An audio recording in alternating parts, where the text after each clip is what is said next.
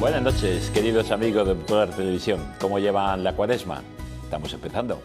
Espero que sea un tiempo espléndido. Hay gente que la vive con pena, con aflicción, con tiempo de sufrimiento, pero no, es un tiempo de esperanza y un tiempo de buscarnos dentro de nosotros para ver dónde tiene que actuar el Señor y por tanto llegar a la Pascua y celebrar con gozo. Bienvenidos. Miércoles tenemos un nuevo programa y un nuevo invitado. En este caso alguien que, como yo decía ahora mismo, pues él quiere transmitir esa esperanza. Ahora está trabajando con jóvenes, es profesor y profesor de religión católica, con lo cual no era lo que él buscaba, pero los planes de Dios son los suyos y Dios sabe hacer las cosas muy bien. ¿No es así, Álvaro? Efectivamente. Bueno, pues ahora tú nos vas a explicar qué es lo que haces, cómo lo haces y cómo has llegado precisamente a ser profesor de religión católica. Álvaro Herrero Guerrero. Yo solo voy a decir Álvaro porque lo de Herrero Guerrero a mí, con el frenillo este que tengo me cuesta muchísimo. Yo tuve que ir muchos años al logopeda para poder... Yo es que si voy al logopeda ahora la gente ya no me reconoce, así no tengo problemas. Muy bien, Álvaro, tus primeros años y tu infancia y tu vida religiosa es en torno a los salesianos, en Cabezo de Torres, en el Cabezo. Y ahora estás en Águilas, o sea, dos lugares de un carnaval fortísimo. Sí. El Cabezo es el carnaval, digamos, más cercano a Murcia fuerte y Águilas es un referente. Lo hemos vivido hace muy pocas semanas, muy pocos días. Bueno, ahora ya son semanas de carnaval. Antes se decía martes de carnaval. El lunes, el martes. Y ahora son semanas. Pero bueno, dejemos esa fiesta y vamos a la auténtica en la que estamos, que es la fiesta del amor de Dios. Pues cuéntanos tu infancia ahí en el Cabezo, porque luego te vas a vivir a Lorca, pero ya llegaremos.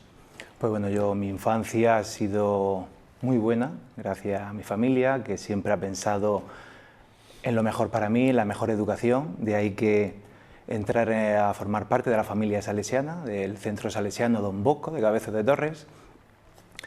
Y ha sido una infancia tranquila, una infancia feliz, una infancia donde ya desde el comienzo, porque yo fui sietemisino y esa infancia o esa pequeña fragilidad al principio a mis padres les resultó compleja, porque en una revisión normal y corriente decirle a mi madre o los dos vais para el cielo o hay que provocar el parto. Hay que provocar el parto ya.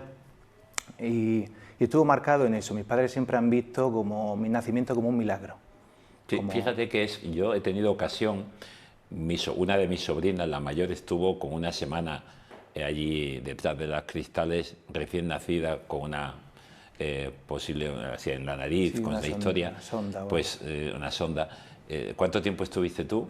Pues yo estuve cerca de mes y medio. Mes y medio. Para unos padres no poder tocar al niño, verlo ahí a través de un cristal, es doloroso, ¿eh? Efectivamente. Yo siempre que mi madre lo cuenta, a veces lo cuenta con lágrimas, porque hoy en día a lo mejor estar en una incubadora sí que te deja estar ahí presente, verlo, tocarlo, pero antiguamente era una cristalera tipo COVID y a lo lejos decir, ese es mi hijo, pero no se le ve nada, lo tienen tapado y... El primer abrazo que te pudieron dar para ellos, claro, sería para salir mundo. Del hospital casi. Sería un mundo. Muy bien, pues, pero vives ese amor ya de principio, este es el momento del bautismo. Efectivamente. Todos esos sacramentos de iniciación los has vivido en el Cabezo. En el Cabezo. El bautizo fue en la iglesia de Nuestra Señora de las Lágrimas de Cabezo de Torres. Y ya comunión, confirmación y por supuesto las confesiones ya la hice en el centro en Salesiano de Cabezo, que tienen su propia iglesia. ¿Qué recuerdas de esa infancia en torno a la fe? Porque pues, hay gente que dice, yo estuve en un colegio religioso y aquello fue, y otros dicen, le debo todo lo que soy a mi colegio. Efectivamente. Yo estaba viviendo la fe, pero sin darme cuenta, por así decirlo, sino pequeños gestos que al final van calando. Pero uno cuando uno es pequeño, está enjuascado, es nervioso, no lo percibe.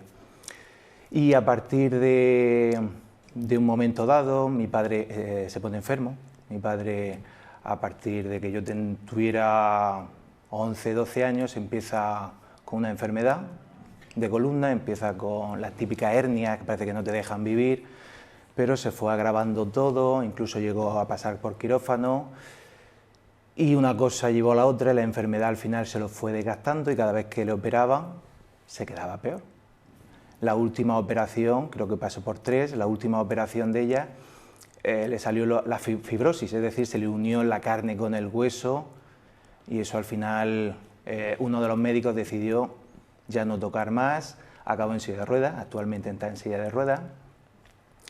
Y eso pues también fue un cambio importante en mi infancia, porque fue de tenerlo todo, de pasarlo bien en familia, a vivirlo de otra forma. Aquí está tu padre contigo. Efectivamente, aquí un está gran mi señor, padre. grande. Sí, alto, más grande fuerte. que yo, efectivamente. Y mi madre. Y de tener todo, y disfrutar, y tener trabajo, y tener dinero para gastar, y una vida, pues llega a la escasez. A la escasez, sí, porque cuando tiene que pasar por un proceso médico, de tribunal, para su pensión, todo va muy lento. A la hora de dar, la verdad que mi madre también estaba trabajando con un tío mío, que es precisamente mi padrino de bautizo, era secretaria, se lo tuvo que dejar todo para el cuidado de mi padre. Yo no me podía dejar, por supuesto, los estudios, todavía era adolescente.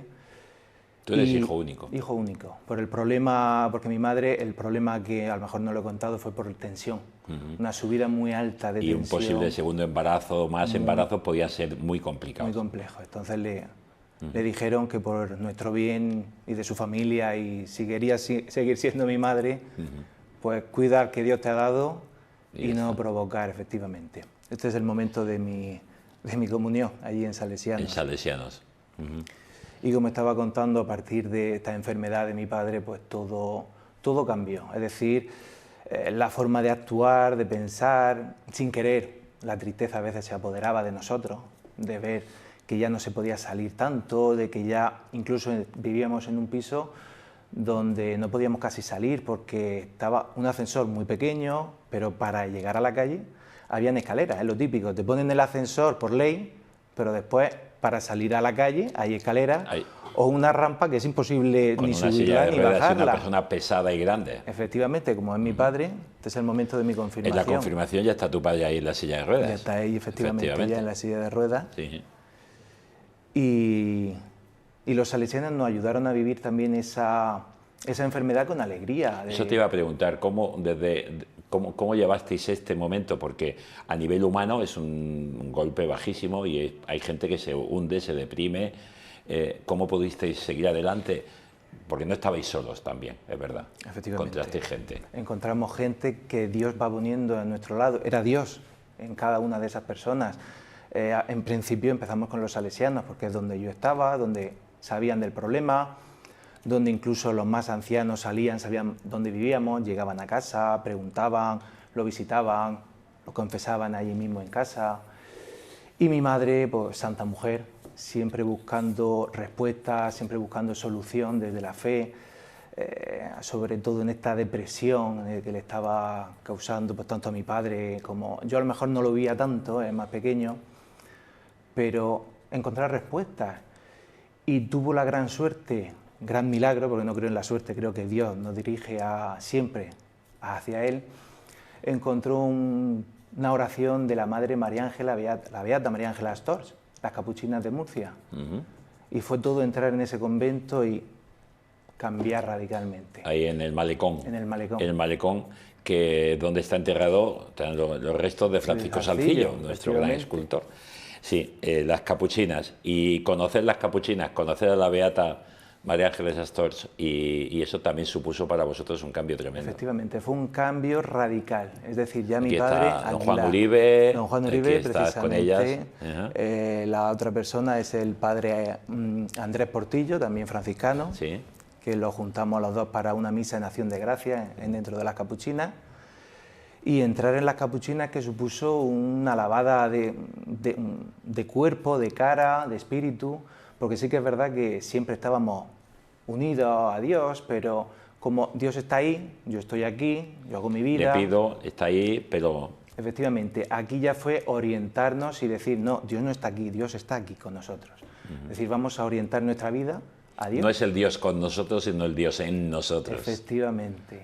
Y entonces empezamos a vivir la fe mucho más viva, más profunda, más sentir, y no orar rezando un papel que nos enseñaban y decir, bueno, pues que nos haga caso, como si esto fuera una receta. Claro, no, la fe se hace vida. Efectivamente. La fe se hace vida. Y gracias a las capuchinas le debemos todo. toda la ayuda, todas las personas que hemos conocido ha sido a partir y a través de ellas, incluso en momentos débiles, delicados, han salido ayudando en cualquier cosa, sea economía, sea con comida, sea... Aunque estás lejos de ahora de... Bueno, lejos, en Murcia no hay nada lejos, pero estás a un tiempo de aquí, me imagino que el contacto con ella no lo has perdido. Efectivamente, no lo hemos perdido, sea telefónicamente, cada X tiempo venimos a visitarlas.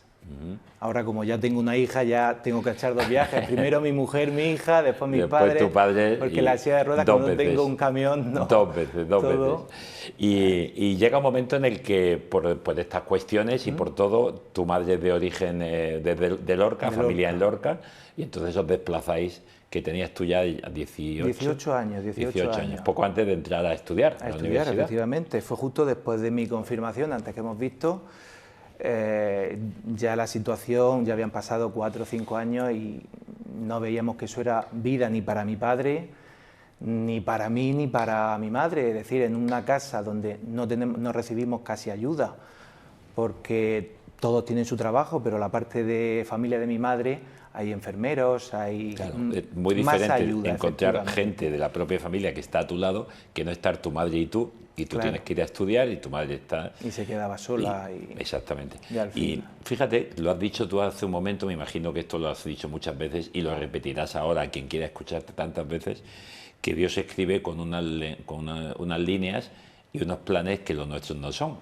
Tus planes no eran estos y tus planes a los 14 años, con la enfermedad de tu padre y esta situación, se trastocan totalmente. Y a los 18 años trastocas también, porque supone ir a vivir con otras amistades, dejar amigos, dejar casa, dejar familia. Todo lo que conocía. Dejar familia.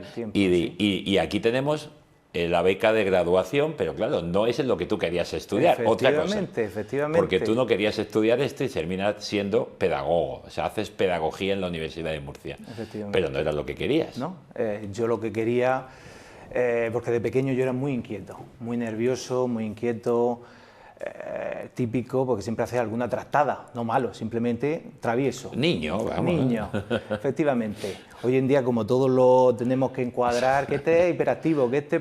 Me hubieran puesto seguramente 1000 etiquetas, pero los salesianos están amorosos conmigo, que eso es lo que yo intento transmitir, siempre dándome ánimo, dándome dignidad. Tú vales mucho, tú no te preocupes, ya se pasará el tiempo del nerviosismo. Pues yo quería un trabajo diferente, yo quería o ser psicólogo, o dedicarme incluso a alguna empresa, incluso pasó por mi mente pues, ser militar, policía, algo que ese nervio que yo llevaba pudiera encauzarlo, de servicio, efectivamente, hacer algo. Y la nota de la selectividad pues no me dio, ahí también un poco de bajón, dije, anda, pues yo tanto que me he esforzado, no es que yo fuera un lumbrera en los estudios, pero Dios me ha ido ayudando, me ha ido guiando, pero no me dio para psicología, entonces me dio para pedagogía. Y dije, bueno, pues hago un año de pedagogía y después hago el traspase, cambio a psicología y ya hago lo que quiero. Pero fue empezar en pedagogía, fue también conocer gente especial, sobre todo un compañero de fatigas que lo he tenido durante todos mis años de carrera. Me ha ido siguiendo. No has tenido hermano y ha sido tu hermano. Ha sido mi hermano, que es Pedro. Y la verdad que me gustó y cómo podíamos ayudar también a tanta gente a través de la orientación, de la mediación, de la escucha, que al final eso es casi la teología. Y... O sea, al final tú que querías servir, pero tu vida iba por un modo de servir, resulta que Dios quiere, sí, pero pedagogía, para estar cercano, para poder entender, para poder hablar, para poder escuchar. Y luego terminas y haces psicopedagogía, haces un máster, ¿no? Acabo pedagogía y ya me había costado muchísimo. Yo siempre tenía que llegar a septiembre con alguna. Y en esa época conocí a José Luis Parada Navas, franciscano. Era profesor en la Escuela de Magisterio. También allí, efectivamente, en la Facultad de Educación. Y también profesor en el Teológico de Murcia. Y me dijo, ¿cómo te vas a conformar con esto? Tú sigue, que Dios... Que yo no soy capaz de estudiar, que claro, no. Y te dijo, ¿cómo que no? Digo, si es que me cuesta mucho, yo tengo que estar en casa, tengo que ayudar... ¿Cómo necesitamos siempre a alguien que nos anime? Sí, que nos empuje, nosotros nos tiramos para atrás. Efectivamente, sin querer el miedo a veces nos hace... Digo, pero con lo que me ha costado, que mis padres, que dicen, tú, si te dedicas a tus padres y al estudio, no tienes otra cosa, seguro que le da una alegría a tus padres, sigue estudiando. Bueno, y entonces estaba en aquellos tiempos el plan de psicopedagogía, que era pedagogía orientada también a psicología, y era un plan que para los que ya habíamos sacado pedagogía antes de ciertos años nos lo dejaban como si fuera un máster, pero con carga de licenciatura. Me dijo, si es un chollo, vamos. Te lo han preparado. Te lo han preparado para ti. Me apunté, la saqué también con mucha dificultad, lo mismo, siempre para septiembre, pero me lo pude sacar con mucha ganas. Y en esa etapa de entre pedagogía y psicopedagogía, con José Luis Parada, había una capillita allí en educación y durante la semana, no recuerdo ahora mismo si eran los jueves o algo, siempre había una Eucaristía. La misa, en lo que era un aula que servía de capilla. Efectivamente. O sea, por aquella aula se luchó muchísimo. Fue un sacerdote que yo conocí mucho, David Gascón, que fue el primero que estuvo allí rompiendo hilos y rompiendo muros en la Facultad de Educación, y consiguió esa aula, esa capillita, y hoy sigue usándose. Sí, sí. La pastoral universitaria se reúne hoy a las 8:30, siempre los viernes, para celebrar la misa, hoy todavía. Pues... Y José Luis, claro, era el que llevaba esta tarea entonces. Efectivamente, pues estando allí, al acabar, y ya sabía que nuestra vida universitaria ya acababa, porque ya estábamos acabando psicopedagogía y sabía que no nos iba a enganchar por otra carrera ni por nada. Tanto a mi compañero, a Pedro, como a mí, nos dijo, ¿y por qué vosotros que sois tan fervorosos, que se nota que vivís la fe, que se nota los que son universitarios y después los universitarios con fe, que siempre dejáis cualquier cosa de lado para venir a la capilla, para ayudar, aunque lleguéis 5 minutos tarde a la clase, es que siempre me estáis ayudando a prepararla todo? ¿Por qué no os formáis un poquito y os saquéis la DECA, lo que es la Declaración Eclesiástica de Idoneidad, para alguna vez, él lo vendía así, pero claro, su palabra estaba Dios detrás de todo esto. Dicen, los centros concertados, pues uno necesita, igual que ahora se necesita inglés y tantas cosas, una de esas cosas era la DECA. Dice, la van a pedir en cualquier centro. La declaración de idoneidad para poder dar clase de religión católica. Claro. Pero nosotros entramos, pero ya sabíamos que tampoco podíamos dar clase, porque éramos licenciados, no teníamos magisterio, era una peculiaridad. Pero él era muy inteligente, yo le había susurrado al oído lo que tenía que decirnos, y nosotros entramos al teológico, al Instituto Teológico de Murcia, de los franciscanos. Todo esto viviendo tus padres en Lorca. Y yo ya vivía en Lorca, efectivamente, todos los días en autobús o en tren. Y también lo que eso les suponía a ellos del gasto. Es decir, un gasto, porque la primera carrera te la becan, la segunda ya no te la becan, y estudios secundarios no te becan nada. Pero mis padres siempre han encontrado la forma, amistades, después ya a partir de la pensión, lo que pasa es que la pensión no da para todo, pero amistades, ayuda, familia, que han colaborado, incluso desde la propia parroquia. O sea que lo del credo que decimos, la comunión de los santos, lo tienes clarísimo. Perfectamente, efectivamente. Es que sin toda esa gente, que es Dios ayudándonos, no habría llegado hasta donde estoy y no hubiera tenido esa pedagogía que tengo con los chavales hoy en día. Pues entramos al teológico y eso también fue un despertar para mí teológico, un despertar de conocer a Dios de otra forma. No solo el estar presente, sino que también puedo razonarlo, puedo pensarlo. Exacto, lo conocías, digamos, vivencial, lo conocías primero de religiosidad popular, de casa. Después lo conoces vivencialmente y celebras y tal. Pero ahora lo conoces incluso teológicamente, racionalmente, dando razón de la propia fe que ya tenías. Efectivamente, y empezamos con la DECA. Y el padre José Luis habló por aquel entonces era el padre Pedro Riquelme, era el director. El director del Instituto Teológico. Y nos llama tanto a mi compañero Pedro, siempre digo Pedro porque es que hemos sido hermanos para todo y más para los estudios y para todo. Nos llama a su despacho y diríamos, pues ¿qué hemos hecho? Si lo estamos disfrutando esto mucho, si esto nos está encantando, con una proposición. Dice, veo que la estáis viviendo, estáis sacando, sois los alumnos más brillantes que tenemos aquí en la DECA, se nota que no es por un trabajo, sino lo estáis viviendo. Que lo hacéis porque os gusta y porque estáis disfrutando. ¿Por qué no estudiáis teología? Claro, nos quedamos, dice, no pasa nada, son 5 años, es una licenciatura. Dice, pero os va a gustar. Dice, estáis hechos para eso. Es más, hace falta gente con teología, gente preparada, y hace falta, nos lo dijo así, muchos profesores de religión, y que sean buenos, y que sepan tratar con los chavales. No solo que hay gente que estudia teología o se ha salido de tal cosa, pero no saben tratar con los chavales. Dice, es que lo tenéis todo. Tenéis pedagogía, sabéis el trato y encima todo os gusta y tenéis vivencia. ¿Por qué no lo intentáis? Claro, nos lo dijo y nos quedamos el primer día, digo, no sé qué hacer, no sabemos, nos quedamos los dos mirándonos, pensando. Digo, bueno, vamos a reflexionar. Lo mismo nos dijo, mañana os espero.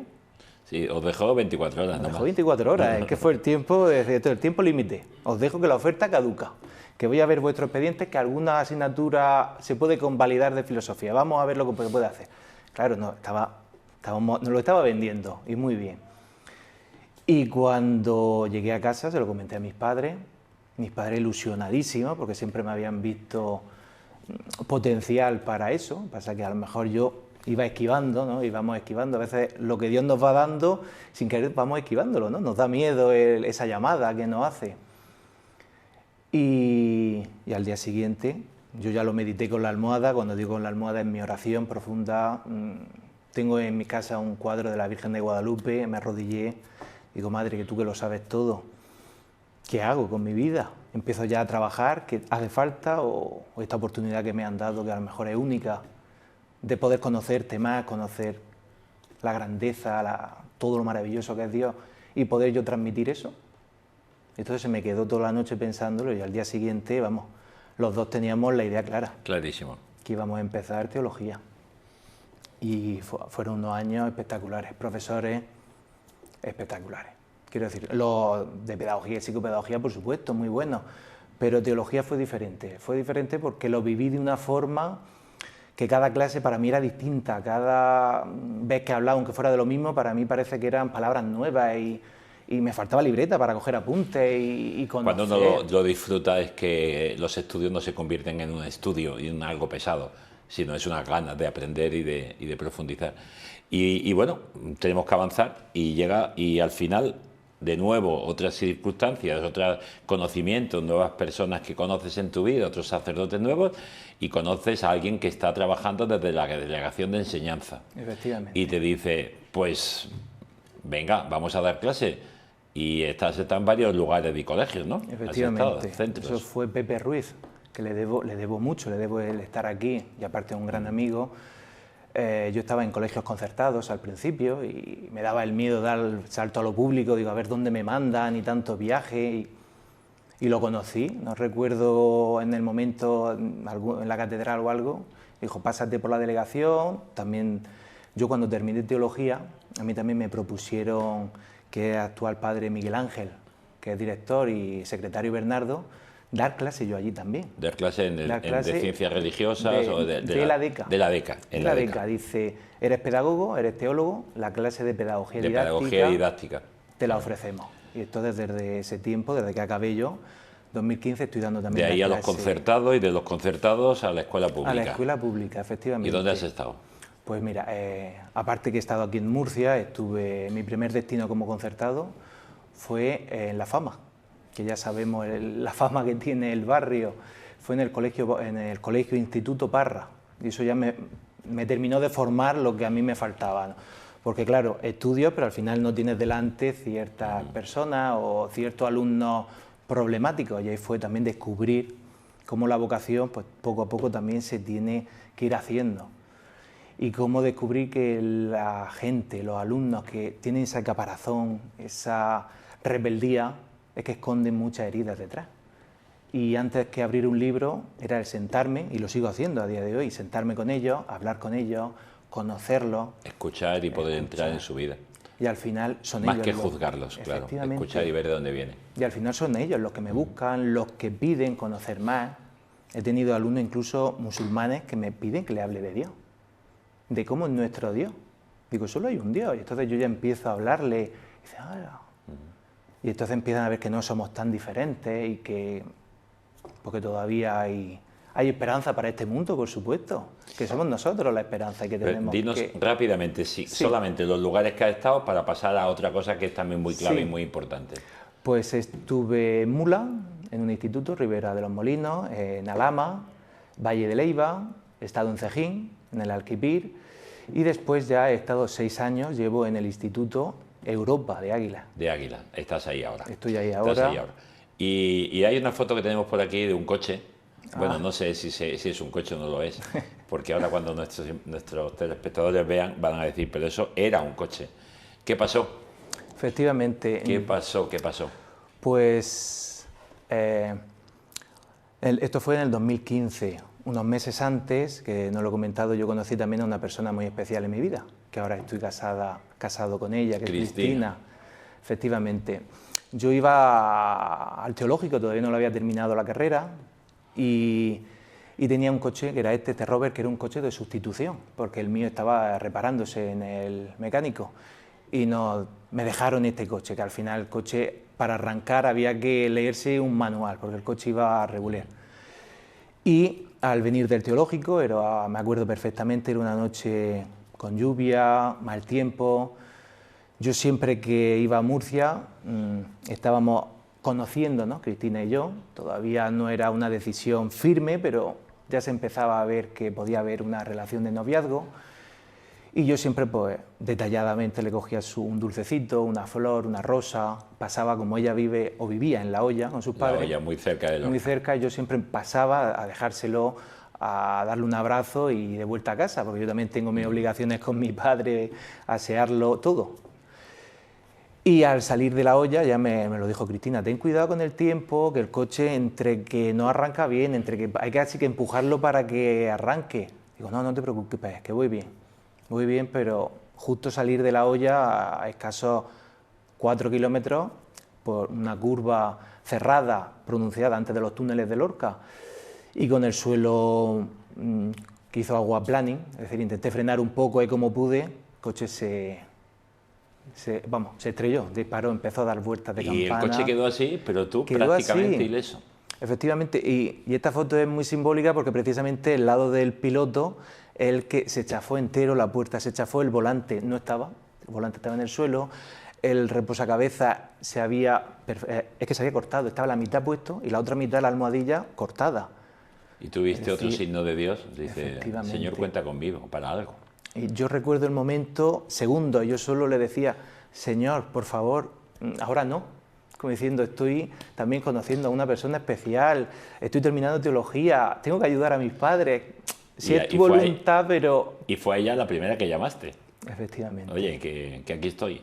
Efectivamente, y fue salir del coche, ya recuerdo que salí del coche por esa ventanilla que ya no había ni cristal, y me disponía a llamar a casa para... Pues yo, mareado, todo una autovía sin luces, digo, ¿dónde voy? No hay ningún coche, no veo a nadie, ¿a dónde voy a pedir auxilio? Y yo solo me notaba embotado, zumbido, sangre, porque sí se notaba, y fue coger el móvil y voy a llamar a mi padre, pero vi que la primera llamada que había era de Cristina. Y os casasteis al final del 2022. Y tenéis una niña guapísima, otra Cristina. Preciosa. Tienes dos Cristinas. Dos Cristinas en mi vida. Que Cristina, el Señor siempre, aquí está el nacimiento, sí. Cristinita. Que ella nació en el 2025. O sea, que no llega a un año, claro. No, 7 meses. 7 meses. Y cuéntanos un poquito, viendo esto, porque claro, tú lo que quieres, es que ya nos queda un minuto y medio, lo que es transmitir eso. Tú estás ahora trabajando 6 años en Águilas, estás con gente joven, gente que tiene sus inquietudes, gente que la juventud de hoy, los jóvenes de hoy, no sé qué, y tú dices, son personas con sus problemas, con sus heridas, con sus historias, y lo que tú quieres es transmitirles no solo religión en el sentido teológico, sino esperanza, vida, el amor, un Dios de amor, de misericordia, porque tú has visto a un Dios como un padre. Claro, lo he vivido. Y lo que tú dices, ahora que soy padre, sé mucho más lo que es ser padre. Efectivamente. Y entonces, ¿cómo haces con los jóvenes? ¿Qué es lo que más te preocupa de ellos y cómo dedicas? ¿Y cómo te ven a ti? Pues, buena pregunta. Yo empiezo con ellos hablándoles de mí. Es decir, empiezo abriéndome, diciéndoles cómo yo vivo mi fe. Porque claro, empezar a abrir un libro, la mitad cierran ojos, olvidan. Le hablo de mí, para que ellos también sientan que yo soy cercano, lo que yo he pasado. Intento conocerlos. Lo bueno de estar ahora en un centro durante mucho tiempo es poder conocerlos y conocer de qué familia ya procede. Y poder nombrarlos por su nombre, por cada uno, cómo se llama, qué problemas tienen, verlos por los pasillos y preguntarle, oye, ¿qué tal tu abuelo? ¿Qué tal tu madre? Oye, ¿qué tal esta enfermedad que me comentaste que tenía. Y eso a ellos les llama mucho la atención, que alguien se acuerde de ellos, que alguien le transmita amor. Y eso es, como mi pedagogía es eso, yo no impongo, yo propongo, acompaño, escucho, que importante hoy en día es escuchar, aunque a veces cada crío te cuenta casi lo mismo, vivido de forma... Vivimos el mundo del ruido, pero no de la escucha. Efectivamente, pero escucharlo y recordarlo y acompañarlo.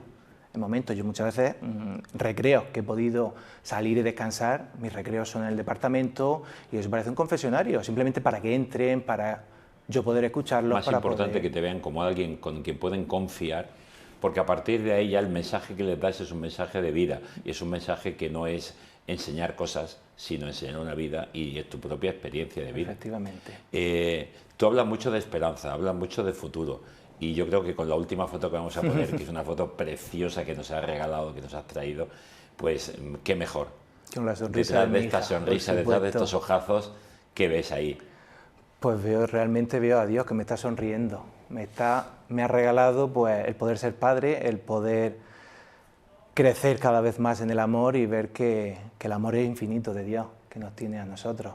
Y eso es lo que yo intento transmitir, tanto ahora a mi familia como a mis alumnos, que siempre hay esperanza, que siempre hay que luchar por un mundo mejor y que viva Cristo. Y que los planes de Dios siempre son buenos, aunque no sean los nuestros. Efectivamente. Que porque Dios fíjate, siempre... has terminado hablando de lo que tú querías, ayudando gente, pero no por el plan que tú querías, porque Dios sabe lo que quiere para cada uno de nosotros y Él va por delante. Pues Álvaro, muchísimas gracias. Ha sido un placer. Darle un besazo a esta Cristina, abrázala de verdad con cariño. Y a ustedes, señoras y señores, pues les invitamos a que también abracen a sus seres queridos, les besen, les hablen de Dios y se dejen amar por este Dios que es misericordia, aunque sus planes no son los nuestros siempre. Y feliz Cuaresma, feliz y santa Cuaresma. Vamos encaminándonos hacia la gran Pascua otra vez, para el Señor nos permite vivir su muerte y su resurrección para vida nuestra. Sean felices, buenas noches. Buenas noches, gracias.